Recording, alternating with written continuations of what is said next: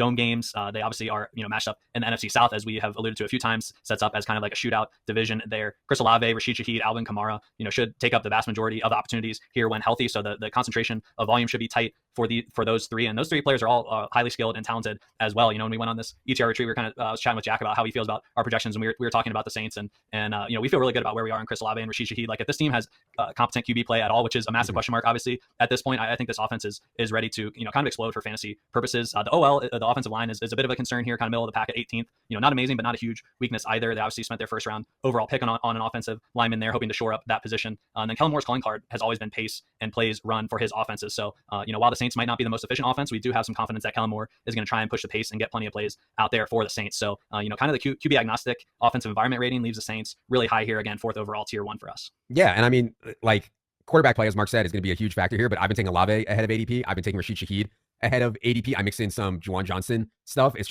risky because if the quarterback play goes bad, it could be really bad here, but they are set up from an offensive environment standpoint to be a really, really interesting team and get into some shootouts there in the dome with these other AFC South teams that are kind of similar in terms of environment, maybe some struggling defenses, et cetera. So yeah, I like taking Saints stuff right now. I understand the bet that I'm making, though, on the quarterback play evening out with likely Tyler Shuck starting most of the season.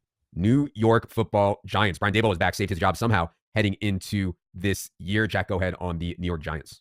Yeah, we mentioned that the Patriots were 31st. We're not making you guys wait long for number 32. It will be the Giants. We have them 30th in offensive coordinator faith, as you mentioned, with Brian Daboll somehow saving his job. 30th on the O-line, last in schedule. They have a brutal division with the Eagles, Commanders, and Cowboys. They